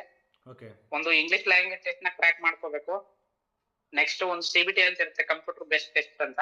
ಓಕೆ ಇದು ಯಾವ ತರ ಅಂತಂದ್ರೆ, ಇಲ್ಲಿ ನರ್ಸಿಂಗ್ ಅಂಡ್ ಮಿಡ್ವೈಫರಿ ಕೌನ್ಸಿಲ್ ಅಂತ ಇದೆ ಹೋಲ್ ಇಂಗ್ಲೆಂಡ್ ಗೆ. ಓಕೆ ಕೇಳಿಸ್ತಿದೆಯಾ ಸರ್? ಕೇಳಿಸ್ತದೆ ಸರ್, ಹೇಳಿ. ಆ ನರ್ಸಿಂಗ್ ಅಂಡ್ ಮಿಡ್ವೈಫರಿ ಕೌನ್ಸಿಲ್ ಅವ್ರಿಗೆ ಇಷ್ಟಿಷ್ಟು ಟೆಸ್ಟ್ ಗಳಂತ ಇರುತ್ತೆ. CBT ಟೆಸ್ಟ್ ಇಲ್ಲಿನ ಒಂದು ರೂಲ್ಸ್ ರೆಗ್ಯುಲೇಷನ್ಸ್ ಬಗ್ಗೆ, ಟೀಮ್ ವರ್ಕ್ ಬಗ್ಗೆ, ಓಕೆ ಮತ್ತೆ ಇವರ ಗೈಡ್ ಲೈನ್ಸ್ ಬಗ್ಗೆ ಇರುತ್ತೆ. ಅದನ್ನು ತುಂಬಾ ಏನ್ ಕಷ್ಟ ಇರಲ್ಲ, ಈಸಿ ಇರುತ್ತೆ, ಓದ್ಕೋಬೇಕಷ್ಟೇ. ಅದಾದ್ಮೇಲೆ ನೆಕ್ಸ್ಟ್ ಅದೆಲ್ಲ ಮುಗಿಸ್ಕೊಂಡು ಇಲ್ಲಿಗೆ ಬಂದ್ಮೇಲೆ ಇಲ್ಲಿ ಒಂದು ನರ್ಸಿಂಗ್ ಮಿಡ್ವೈಫರಿ ಕೌನ್ಸಿಲ್ ಯೂನಿವರ್ಸಿಟಿ ಇರುತ್ತೆ. ಓಕೆ ಕೆಲವೊಂದು ಯೂನಿವರ್ಸಿಟಿಗಳಿದೆ. ಆ ಯೂನಿವರ್ಸಿಟಿಗಳು ಅವರು ಈ ಆಸ್ಕಿ ಅನ್ನೋ ಎಕ್ಸಾಮ್ ನ ಇಟ್ಟಿರ್ತಾರೆ. ನಾನು ಬರ್ದಾಗ 10 ಸ್ಟೇಷನ್ಸ್ ಇತ್ತು, ಇನ್ಕ್ಲೂಡಿಂಗ್ ಒಂದು ಇಂಟ್ರಾಮಸ್ಕ್ಯುಲರ್ ಕೊಡೋದಿರ್ಬೋದು, ಮತ್ತೆ VIP ಸ್ಕೋರ್ ನೋಡೋದಿರ್ಬೋದು, ಮತ್ತೆ IV ಇಂಜೆಕ್ಷನ್ ಕೊಡೋದಿರ್ಬೋದು, ಮತ್ತೆ IM ಇದು ಸಬ್ಕುಟೇನಿಯಸ್ ಇಂಜೆಕ್ಷನ್ ಕೊಡೋದಿರ್ಬೋದು. ಇದಕ್ಕೆಲ್ಲ ಒಂದೊಂದೇ ಆಬ್ಜೆಕ್ಟಿವ್ ಸ್ಟ್ರಕ್ಚರ್ ಕ್ಲಿನಿಕಲ್ ಎಕ್ಸಾಮ್ ಇರುತ್ತೆ. ಅದನ್ನ ಪರ್ಫಾರ್ಮ್ ಮಾಡಿ ಅವ್ರಿಗೆ ತೋರಿಸ್ಬೇಕು. ಅವರು ಕೇವಲ ನೀನ್ ಹೆಂಗ್ ಮಾಡ್ತೀಯ ಅನ್ನೋದನ್ನ ನೋಡಲ್ಲ, ಜೊತೆಗೆ ನಿನ್ ಕಮ್ಯುನಿಕೇಶನ್ ಸ್ಕಿಲ್ ಹೆಂಗಿದೆ ಮಾತಾಡ್ಬೇಕಿದ್ರೆ, ನಿನ್ ಪೇಷಂಟ್ ಇನ್ಕ್ಲೂಡಿಂಗ್ ನಿನ್ ಪೇಷಂಟ್ ಪರ್ಮಿಷನ್ ತಕೊಂಡಿರ್ತೀಯ, ಅವ್ರದ್ದು ಪ್ರೈವಸಿ ಅಂಡ್ ಡಿಗ್ನಿಟಿನ ಮೇಂಟೈನ್ ಮಾಡಿರ್ತೀಯ ಅನ್ನೋದನ್ನ ಕೂಡ ಕೌಂಟ್ ಮಾಡ್ತಾರೆ. ಫಾರ್ ಎಕ್ಸಾಂಪಲ್, ಯಾರ್ಯಾರು ಜಿಪ್ಮರ್ ಅಲ್ಲಿ ಹೋಗಿ ಯಾರ್ಯಾರು ಆಸ್ಕಿ ಅಟೆಂಡ್ ಮಾಡಿರ್ತಾರೆ ಅವ್ರಿಗೆ ಖಂಡಿತ ಗೊತ್ತಿರುತ್ತೆ. ನೆಕ್ಸ್ಟ್ ಸರ್ ಇನ್ನೊಂದು ಕ್ವಶನ್, ನೀವು ಇಂಗ್ಲಿಷ್ ಮೀಡಿಯಮ್ ಕನ್ನಡ ಮೀಡಿಯಮ್? ನಾನು 10ನೇ ತರಗತಿದಿಂದ ಕನ್ನಡ ಮೀಡಿಯಂ ಸರ್. ಆಮೇಲೆ 7ನೇ ತರಗತಿದಿಂದ ಕನ್ನಡ ಮೀಡಿಯಂ, 8ನೇ ಕ್ಲಾಸ್ಗೆ ಇಂಗ್ಲಿಷ್ ಮೀಡಿಯಂ ಸೇರ್ಕೊಂಡೆ. ಮತ್ತೆ ಇನ್ನು PUC ನಂದು ಸೈನ್ಸ್, ಮತ್ತೆ next BSc nursing Mysuru medical college ನ ಗವರ್ಮೆಂಟ್ ಕಾಲೇಜ್ ಆಫ್ ನರ್ಸಿಂಗ್ ಅಲ್ಲಿ. ಈ ಕ್ವಶನ್ ಯಾಕೆ ಕೇಳಿದೆ ಅಂತಂದ್ರೆ, ಕನ್ನಡ ಮೀಡಿಯಂ ಅವ್ರು ಕಷ್ಟ ಆಗುತ್ತೆ ಅಂತ ಅನ್ಕೊಂತಾರೆ ಅಂತಂದೇಳಿ ಜಸ್ಟ್ ನಮ್ನ ಒಂದು ಏನಿಲ್ಲ, ಸ್ವಲ್ಪ ಒತ್ತು ಕೊಡ್ಬೇಕಾಗುತ್ತೆ ಸರ್ ಅಷ್ಟೇ. ಈಗ ಇಂಗ್ಲಿಷ್ ಏನ್ ಕಬ್ಬಿಣದ ಕಡಲೆಲ್ಲ ಎಲ್ಲರಿಗೂ ಗೊತ್ತಿರುತ್ತೆ, ಆರಾಮಾಗಿ ಬರಿಬಹುದು, ಆರಾಮಾಗಿ ಪಾಸ್ ಆಗ್ಬೋದು ಎಲ್ಲ. ನಾನ್ ನಮ್ ಕರ್ನಾಟಕದವ್ರು ಒಂದೇ ಹೇಳಕ್ ಇಷ್ಟ ಪಡ್ತೀನಿ, ಏನಪ್ಪಾ ಅಂತಂದ್ರೆ ಕರ್ನಾಟಕದವ್ರು ಯಾರು ಕಷ್ಟ ಪಡಲ್ಲ, ಅದೇ ಪ್ರಾಬ್ಲಮ್. ಈಗ ನೀವು BB ನಗರಲ್ಲಿ ಇರೋದ್ರಿಂದ ನೀವು ಬೇರೆ ಬೇರೆ ರಾಜ್ಯದವ್ರನ್ನ ಎಲ್ಲರನ್ನ ನೋಡಿರ್ತೀರಾ. ಫಾರ್ ಎಕ್ಸಾಂಪಲ್ ನಾರ್ತ್ ಇಂಡಿಯನ್ಸ್, ಅವರೆಲ್ಲ ಎಷ್ಟು ಕಷ್ಟ ಪಡ್ತಿರ್ತಾರೆ ಅಂದ್ರೆ ತುಂಬಾ ಕಷ್ಟ ಪಟ್ಟಿರ್ತಾರೆ. ಬಟ್ ನಮ್ ಕರ್ನಾಟಕದವ್ರು ಸ್ವಲ್ಪ ಕಷ್ಟ ಪಡೋದ್ ಕಡಿಮೆ. ಅಯ್ಯೋ ನನಗ್ ಸಿಗಲ್ಲ, ನನ್ಗ್ ಆಗಲ್ಲ, ನನ್ ಕೈಲಿ ಇದನ್ನ ಮಾಡಕ್ ಆಗಲ್ಲ ಅಂತಾನೇ ಅನ್ಕೊಂಡಿರ್ತಾರೆ. ಅದ್ ಯಾವ್ದು ಅಲ್ಲ, ನೀವು ಯಾವಾಗ ಮಾಡಕ್ ಆಗುತ್ತೆ ಅಂತ ಅನ್ಕೋತಾರೆ ಅವ್ರು, ಖಂಡಿತ ಅವ್ರಿಗೆ ಆಗೇ ಆಗುತ್ತೆ. ಎಲ್ಲ ಎಕ್ಸಾಮ್ನು ಕ್ರ್ಯಾಕ್ ಮಾಡ್ಬೋದು. ಈಗ ಸದ್ಯಕ್ಕೆ ನಾನ್ ಹೇಳೋದು ಎಲ್ರಿಗೂ, ಯಾರಾದ್ರೂ ಅದೇ ಹೇಳದ್ನಲ್ಲ ಏಮ್ಸ್ ಅದೆಲ್ಲ ಪ್ರಿಪೇರ್ ಆಯ್ತಾ ಇರೋದಿದ್ರೆ ಆರಾಮಾಗಿ ಎನ್ಕ್ಲೆಕ್ಸ್ ಮಾಡ್ಕೊಂಡು ನೆಕ್ಸ್ಟ್ ಪ್ರೊಸೆಸಿಂಗ್ ಮಾಡ್ಕೊಂಡ್ರೆ 3 ರಿಂದ 4 ಲಕ್ಷದೊಳಗೆ ಮೇ ಬಿ ಪ್ರೊಸೆಸಿಂಗ್ ಮುಗಿಯುತ್ತೆ ಅಂತ ನಾನ್ ಅನ್ಕೋತೀನಿ. ಅದಕ್ಕೆ ಅದ ಏಜೆನ್ಸಿಗಳಿದೆ ಕೇರಳದ್ದು, ಅವ್ರ ಹತ್ರ ಎಲ್ಲ ಕಾಂಟ್ಯಾಕ್ಟ್ ಮಾಡ್ಕೊಂಡು ಅವ್ರನ್ನೆಲ್ಲ ಕೇಳ್ಕೊಂಡ್ರೆ ನೀವು ಯಾರ್ಯಾರು ಬಟ್ ಎಲ್ಲ ಒಂದು ಬ್ಯಾಡ್ ಒಪಿನಿಯನ್ ಏನಪ್ಪಾ ಅಂತಿದೆ ಅಂತಂದ್ರೆ, ಯಾವ್ದೇ ಎಕ್ಸಾಮ್ ಆಗ್ಲಿ ಎಲ್ಲ ಕಷ್ಟ ಅಂತ ತಿಳ್ಕೊಬಿಟ್ಟಿದ್ದಾರೆ. That is the bad opinion. Even central government exam first ಸಲ ಪಾಸ್ ಆಗಕ್ ಹೌದು ಸರ್, ಫಸ್ಟ್ ಸಲ ಪಾಸ್ ಆಗಕ್ ಆಗಿಲ್ಲ ಅಂತಂದ್ರು ಅಟ್ಲೀಸ್ಟ್ ಒಂದ್ 3ನೇ ಸಲ 4ನೇ ಸಲಕ್ಕಾದ್ರೂ ಪಾಸ್ ಆಗ್ಬೋದು. ಈಗ ನೀವು ಏಮ್ಸ್ ಎಷ್ಟು ಜನ ಎಲ್ಲ ಕೆಲಸ ತಗೊಂಡಿದ್ರು ಕೂಡ 50ನೇ ಎಕ್ಸಾಮ್ ಬರ್ದಿರೋರು ಇದಾರೆ ಅಲ್ವಾ? ತುಂಬಾ ಜನ ಇದ್ದಾರೆ. ಇನ್ನೊಂದು ಹೇಳಂದ್ರೆ, ಈಗ ಯಾರ್ಯಾರು ತುಂಬಾ ಆಸ್ಪಿರೆಂಟ್ಸ್ ಇದ್ದಾರೆ, ಸೊ ಅವರಿಗೆ ಹೆಲ್ಪ್ ಆಗ್ಲಿ ಅನ್ನೋದಕ್ಕೋಸ್ಕರ ನಾನೇನ್ ಮಾಡ್ತೀನಿ ಅಂತಂದ್ರೆ, ಸೊ ಈ ವಿಡಿಯೋದಲ್ಲಿ ಕಮೆಂಟ್ ಮಾಡ್ಬೋದು, ಯಾರ್ಯಾರು ಆಸ್ಪಿರೆಂಟ್ಸ್ ಇದ್ದಾರೆ ಅವ್ರು ಕಮೆಂಟ್ ಮಾಡ್ಬೋದು, ಇಂಟ್ರೆಸ್ಟ್ ಇರೋರು. ಅವ್ರನ್ನ ಒಂದು ಸಪ್ರೇಟ್ ಗ್ರೂಪ್ ಮಾಡ್ತೀನಿ. ಸೊ ಸಪ್ರೇಟ್ ಗ್ರೂಪ್ ಮಾಡ್ಬಿಟ್ಟು ಏನ್ ಮಾಡ್ತೀನಿ ಅಂತಂದ್ರೆ, ಒಂದು ಝೂಮ್ ಮೀಟಿಂಗ್ ಆಯ್ತು ಅಥವಾ ಇಲ್ಲ ಅಂತಂದ್ರೆ ಒಂದು ಗೂಗಲ್ ಮೀಟಿಂಗ್ ಆಯ್ತು, ಸೊ ಒಂದು ಅರೇಂಜ್ ಮಾಡಿಬಿಟ್ಟು ಅವ್ರಿಗೆ ಏನೇನು ಡೌಟ್ಸ್ ಇದೆ, ಒಬ್ಬೊಬ್ರಿಗೆ ಒಂದೊಂಥರ ಡೌಟ್ಸ್ ಇರುತ್ತೆ. ಈಗ ನಾವು ಮೋಸ್ಟ್ಲಿ 100% ಕವರ್ ಮಾಡೋಕ್ಕೆ ಸಾಧ್ಯ ಆಗಿರಲ್ಲ, 100% ಕವರ್ ಮಾಡೋಕ್ಕೆ ಆಗಿರಲ್ಲ. ಸೊ ಸೊ ಅದನ್ನ ಒಂದು ಐ ಥಿಂಕ್ ಇಲ್ಲ ನೆಕ್ಸ್ಟ್ ವೀಕಲ್ಲಿ ಆಗಿರ್ಬೋದು. ಸೊ ಎಷ್ಟು ಜನ ನಾನು ಕಲೆಕ್ಟ್ ಮಾಡ್ಕೊಂತೀನಿ. ಈಗ ಅವರು ನೀವು ನಿಮ್ಮ ಯೂಟ್ಯೂಬ್ ಅಲ್ಲಿ ಯಾರ್ಯಾರು ಏನೇನ್ ಡೌಟ್ಸ್ ಕೇಳ್ತಾರೆ ಅದನ್ನ ನೋಡ್ಕೊಳ್ಳೋಣ ಸರ್. ಅದಾದ್ಮೇಲೆ ಅವ್ರ ಏನಾದ್ರು ಡೌಟ್ಸ್ ಇತ್ತು ಅಂತ, ನೆಕ್ಸ್ಟ್ ಡೌಟ್ಸ್ ಇದ್ರೆ ಅವ್ರನ್ನೆಲ್ಲ ಒಂದು ಗ್ರೂಪ್, ಹೆಂಗಿದ್ರು ಗ್ರೂಪ್ ಇದೆಯಲ್ಲ, ಅದಕ್ಕೆ ಜಾಯಿನ್ ಮಾಡಿ ಅದ್ರಲ್ಲೇ ಲಿಂಕ್ ಶೇರ್ ಮಾಡಿ ಮಾತಾಡೋಣ ಸರ್. ನಾನು ಬೇಕಿದ್ರೆ ನನ್ನ ಇಲ್ಲಿರೋ ಸ್ನೇಹಿತರನ್ನೆಲ್ಲ ಸೇರಿಸ್ಕೋತೀನಿ ಕರ್ನಾಟಕದವ್ರನ್ನ. ಅದನ್ನ ಮಾಡಿ ಸೊ ಅವಾಗ ಧೈರ್ಯ ಬರುತ್ತೆ ಅನ್ಸುತ್ತೆ, ಅವಾಗ ನಮ್ಮ ಹುಡುಗರಿಗೆ ಯಾರ್ಯಾರು ಹೋಗ್ಬೇಕಾದ್ರೆ ಧೈರ್ಯ ಬರುತ್ತೆ ಅಂತ ಅನ್ಸುತ್ತೆ. ಸೊ ಇಷ್ಟೊತ್ತು ನಮ್ಮ ಜೊತೆಗೆ ಟೈಮ್ ಕೊಟ್ಟಿದ್ದೀರಾ, ನಮ್ಮ KNO ಅಕಾಡೆಮಿ ಆಸ್ಪಿರೆಂಟ್ಸ್ಗೆ ಹೆಲ್ಪ್ ಮಾಡಿದ್ದೀರಾ, ಓಕೆನಾ? ಸೊ ಮುಂದೆ ಯಾವುದೇ ಸಂದರ್ಭದಲ್ಲಿ ನಿಮ್ಮ ಹೆಲ್ಪ್ ಖಂಡಿತ ನಾವು ನಿಮಗೆ ರಿಕ್ವೆಸ್ಟ್ ಮಾಡ್ತೀವಿ, ದಯವಿಟ್ಟು ಹೆಲ್ಪ್ ಮಾಡಿ. ಧನ್ಯವಾದ ಸರ್, Okay. ಖಂಡಿತ ಮಾಡಿ ಸೊ ಸರ್. ಯಾಕೆ ನಾನು ಎಲ್ರಿಗೂ ಕೇಳೋಕ್ಕಾಗಲ್ಲ, ಯಾಕೆಂತಂದರೆ ಸೊ ನಾವೊಬ್ಬರೇ ಬೆಳೆಯೋದಲ್ಲ, ನಮ್ಮಿಂದ 4 ಜನ ಬೆಳಿಬೇಕು. ಸೊ ಅವಾಗ ನಮಗೆ ಯಾವುದೋ ಒಂದು ಮುಖಾಂತರ ಒಳ್ಳೇದಾಗುತ್ತೆ. ಓಕೆನಾ. ಸೊ ಈಗ ನೀವು ಒಬ್ಬರೇ ಗೆ ಹೋಗ್ಬಿಟ್ಟು ನಾನು ಒಬ್ಬನೇ ಇದ್ದೀನಪ್ಪ, ನಾನು ಒಬ್ಬನೇ ಇರಬೇಕಿಲ್ಲಿ, ಅವ್ರು ಬರಬಾರ್ದು ಸೊ ಅನ್ನೋ ಥರ ಮೆಂಟಾಲಿಟಿ ನಿಮ್ಗೆ ಇದ್ದಿದ್ರೆ ನಾನು ನಿಮಗೆ ಕೇಳ್ತಾ ಇರಲಿಲ್ಲ. ನಮ್ಮವ್ರು ಬರ್ಬೇಕು ಸರ್, Yes, ನಮ್ಮವ್ರು ಬರ್ಬೇಕು, ನಮ್ಮವ್ರು ಬೆಳಿಬೇಕು, ಹೌದು. ಸೊ ನಮ್ ಕರ್ನಾಟಕದವ್ರು ಇಲ್ಲೆಲ್ಲೂ ಇರ್ಬೇಕು ಅನ್ನೋದೇ ನಮ್ಮ ಆಸೆ. ಹೌದು, ಇವಾಗ ನಾನು ಕೂಡ ಹೇಳೋದನ್ನ, ಈಗ ನಾವೇನು ಏಮ್ಸ್ BB ನಗರದಲ್ಲಿ ಏನು ವರ್ಕ್ ಮಾಡ್ತಿದ್ದೀವಿ. ಸೊ ನಾನು ತುಂಬ ನೋಡಿದಾಗ ಏನಾಯ್ತಪ್ಪ, ನಮ್ಮ ಕರ್ನಾಟಕದವ್ರು ತುಂಬ ಜನ ಕಡಿಮೆ. ಬೇರೆ ನಾರ್ತ್ ಅವ್ರು ನೋಡ್ಕೊಂಡ್ರೆ ಕರ್ನಾಟಕದವ್ರು ತುಂಬ ಕಡಿಮೆ ಇದ್ದಾರೆ. ಟ್ರೈ ಮಾಡಲ್ಲ, ಹೌದು, ಕಷ್ಟ ಕಷ್ಟ ಅಂತ ಹೇಳ್ತಾರೆ. ನಮ್ಮವರೆಲ್ಲ ಏನಾಗ್ಬಿಟ್ಟಿದ್ದಾರೆ ಅಂದ್ರೆ ಅಲ್ಲಲ್ಲಿಗೆ ಅಡ್ಜಸ್ಟ್ ಆಗ್ಬಿಟ್ಟಿದ್ದಾರೆ ಸರ್ ಆ ವಾತಾವರಣಕ್ಕೆ. ಹೌದು, ಈಗ ಒಂದು ಹೌದು, ಹಾಸ್ಪಿಟಲ್ ಸೇರ್ಕೊಂಡ್ರೆ ಅದೇ ಹಾಸ್ಪಿಟಲ್ ಅಲ್ಲಿ ಕೆಲಸ ಮಾಡೋದು, ಹೌದು, ಮತ್ತೆ ಸಂಸಾರ ಸಾಗಿಸ್ಕೊಂಡು ಹೋಗೋದು, ಮತ್ತೆ ಅಲ್ಲಿಗೆ ಅಡ್ಜಸ್ಟ್ ಆಗ್ಬಿಟ್ಟು ಹೋಗ್ಬಿಟ್ಟಿದ್ದಾರೆ. ಹೌದು. ಹಂಗಾಗಿ ಆತರ ಆಗಿದೆ. ಆಮೇಲೆ ನನ್ನ ಕೈಲಿ ಆಗಲ್ಲ, ನೀವು ಹೇಳ್ದಂಗೆ ನನ್ನ ಕೈಲಿ ಆಗಲ್ಲ ಅಂತ ಇರೋರು ತುಂಬ ಜನ ಜಾಸ್ತಿ ಇದ್ದಾರೆ. ನನ್ನ ಕೈಲಿ ಆಗಲ್ಲ ಅಂತಂದೇಳಿ. ಸೊ ಅದಕ್ಕೋಸ್ಕರ ನಾವೇನಪ್ಪ ಮಾಡೋದಂದ್ರೆ, ಈ ಥರ ಯಾರು ಸಕ್ಸಸ್ ಆಗಿ ಹೋಗಿರ್ತಾರೆ ಅಂಥವ್ರನ್ನ ಮುಖ ಪರಿಚಯ ಅವ್ರಿಗೆ ಕೊಟ್ಟಾಗ ಸೊ 100% ಮೋಟಿವೇಶನ್ ಆಗ್ತಾರೆ. ಸೊ ಅದಕ್ಕೋಸ್ಕರ ನಾನೇನು ಮಾಡ್ತೀನಿ ನಂಬಿಕೆ ಅಂತಂದ್ರೆ, ಬರುತ್ತೆ ಅವ್ರಿಗೆ, ನಾವು ಮಾಡ್ಬೋದು, ನಾವು ಮಾಡದೇ ಹೌದು, ಇರ್ಬೋದು. ಅದಕ್ಕೆ ನಾನು ನಿಮಗೆ ಕೇಳಿದ್ದು ಕನ್ನಡ ಮೀಡಿಯಮ್ಮ, ಇಂಗ್ಲೀಷ್ ಮೀಡಿಯಮ್ಮ, ಓಕೆನಾ. ಸೊ ಹೆಂಗೆ, ಓಕೆನಾ. ಸೊ ಬೇಸಿಕ್ಕಾಗಿ ಗೊತ್ತಾಗುತ್ತೆ ಈಸಿಯಾಗಿ. ಸೊ ಅದಕ್ಕೋಸ್ಕರ ನಾವಿನ್ನು ಇಲ್ಲಿ ನಮ್ಮ ಏಮ್ಸಲ್ಲಿ ಯಾರ್ಯಾರು ಕ್ರ್ಯಾಕ್ ಮಾಡಿದ್ದಾರೆ, ಜಸ್ಟ್ ಫ್ರೆಷರ್ಸ್ ಆಗಿರ್ಬೋದು, ಅವ್ರನ್ನೂ ಕೂಡ ನಾವು ವಿಡಿಯೋ ಮಾಡ್ತಿದ್ದೀವಿ. ಅಂದರೆ ಜಸ್ಟ್ ನೋಡಿ ಮೋಟಿವೇಶನ್ ಆಗಲಿ ಅಂತ. ಇವತ್ತು ಜಸ್ಟ್ ಒಬ್ಬರು ವಿಡಿಯೋ ಮಾಡಿದ್ವಿ, ಏನಪ್ಪ ಅಂದರೆ ಜಸ್ಟ್ CHO ಇಂದ ಹೇಗೆ ಅವ್ರು ಬಂದರು ಅಂತಂದೇಳಿ, ಓಕೆನಾ. ನೀವು ಏಜ್ ಇರೋದ್ರೊಳಗಡೆ ಬೇಗ ಯಾವ್ದಾರು ಒಂದಿಲ್ಲ ಅಬ್ರಾಡ್ ಹೋಗಿ, ಇಲ್ಲ ನಮ್ಮ ಸೆಂಟ್ರಲ್ ಗೌರ್ಮೆಂಟ್ ಜಾಬ್ ಬನ್ನಿ, ಸೊ ಯಾವ್ದಾರು ಒಂದು ಮಾಡಿ ಅಂತಂದೇಳಿ ತುಂಬ ಜನ ಕೇಳ್ತಿದ್ವಿ. ಒಟ್ಟಲ್ಲಿ ಏನಪ್ಪ ಅಂತಂದರೆ ಕಾಂಟ್ರಾಕ್ಟ್ ಬೇಸಿಸ್ ಜಾಬ್ಗೆ ಹೋಗಬೇಡಿ ಅಂತ ಅಷ್ಟೇ ನಮ್ಮ ಅಡ್ವೈಸ್, ಏನಿಲ್ಲ ಸರ್. ಈಗ ಕೊನೆಯದಾಗಿ ನಮ್ಮ KNO ಅಕಾಡೆಮಿ ಆಸ್ಪಿರೆಂಟ್ಸ್ಗೆ ಏನು ಹೇಳೋದಕ್ಕೆ ಇಷ್ಟಪಡ್ತೀರಾ? ಐ ಮೀನ್, ಸೊ ಅಬ್ರಾಡ್ಗೆ ಹೋಗೋದು ಈಜಿನ ಕಷ್ಟನ ಹೇಗೆ ಮಾಡ್ಬೋದು, ಜಸ್ಟ್ ಒಂದು ಫ್ಯೂ ವರ್ಡ್ಸಲ್ಲಿ ಹೇಳ್ಬಿಡಿ. ಖಂಡಿತ ತುಂಬಾ ಏನ್ ಕಷ್ಟ ಅಂತ ಅನ್ಸಲ್ಲ. ಸ್ವಲ್ಪ ಶ್ರಮ, ಸ್ವಲ್ಪ ಹಣ ಬೇಕಾಗುತ್ತೆ. ಖಂಡಿತ ಸ್ವಲ್ಪ ಶ್ರಮ, ಸ್ವಲ್ಪ ಹಣ ಇದ್ರೆ ಖಂಡಿತ ಮಾಡ್ಬೋದು ಎಲ್ಲಾನು ಕೂಡ. ನನ್ ಕಷ್ಟ ಅಂತ ಯಾರು ಕೂತ್ಕೋಬೇಡಿ, ದಯವಿಟ್ಟು ಎಕ್ಸಾಮ್ಸ್ ಗಳನ್ನ ಬರೀರಿ. ನಾನೇನ್ ಹೇಳಿದೆ, ಒಂದೇ ಸ್ಟೆಪ್ ಅಲ್ಲಿ ಮೂವ್ ಆಗೋದ್ರಿಂದ ಇನ್ನೇನಾದ್ರೂ ಆಪರ್ಚುನಿಟಿ ಸಿಕ್ಕಿದ್ರೆ, ಫಾರ್ ಎಕ್ಸಾಂಪಲ್ ಈಗ ಏಮ್ಸ್ ಓದ್ತಾ ಇರ್ತೀರಾ, ನನ್ಗೆ NCLEX ಸೇಮ್ ಎಕ್ಸಾಮ್ ಅಂತಂದ್ರೆ ಯಾಕೆ ಬರಿಬಾರ್ದು ನಾವು? ಯಾಕೆ ಪ್ರಯತ್ನ ಪಡಬಾರ್ದು? ಯಾಕೆ ಅದಕ್ಕೆ ದುಡ್ಡು ಇನ್ವೆಸ್ಟ್ ಮಾಡಬಾರ್ದು? ಮತ್ ಕೆಲವೊಬ್ರು ಎಲ್ರು ಏನ್ ಎದುರ್ಕೋತಾರೆ ಅಂದ್ರೆ, ಶಿಕ್ಷಣದಲ್ಲಿ ದುಡ್ಡನ್ನ ಇನ್ವೆಸ್ಟ್ ಮಾಡಕ್ ಎದುರ್ಕೋತಾರೆ. ಶಿಕ್ಷಣದಲ್ಲಿ ಯಾರ್ಯಾರು ದುಡ್ಡು ಇನ್ವೆಸ್ಟ್ ಮಾಡ್ತಾರ ಅವ್ರು ಖಂಡಿತ ಬೆಳಿತಾರೆ. ಅದ್ರ 1000 ಪಟ್ಟು ದುಡ್ಡು ತೆಗಿಬಹುದು. ನೀವು ಶಿಕ್ಷಣದಲ್ಲಿ ಯಾರ್ಯಾರು ಇನ್ವೆಸ್ಟ್ ಮಾಡ್ತಾರೆ ಅವರೆಲ್ಲ ಅದ್ರ 1000 ಪಟ್ಟು ದುಡ್ಡು ತೆಗಿಬಹುದು. ಇವತ್ತು ಯಾರು ಕೇವಲ ಅಂತಲ್ಲ, 10,000ಕ್ಕೆ 50,000ಕ್ಕೆ ಯಾರ್ಯಾರು ಅಯ್ಯೋ ನಾನು ಇನ್ವೆಸ್ಟ್ ಮಾಡಿದ್ರೆ ಎಲ್ಲ ಹೊಂಟೋಗ್ಬಿಡುತ್ತ ನನ್ನ ಹಣ ಅಂತ ಯೋಚನೆ ಮಾಡ್ತಿದ್ದೀರಾ, ಅವರು ಖಂಡಿತ ಇನ್ವೆಸ್ಟ್ ಮಾಡಿ, ಓದಕ್ಕೆ ಇನ್ವೆಸ್ಟ್ ಮಾಡಿದ್ರೆ ಯಾವ್ದೇ ಕಾರಣಕ್ಕೂ ಯಾವ್ದೇ ಕಡೆ ಹೋಗಲ್ಲ ಸರ್.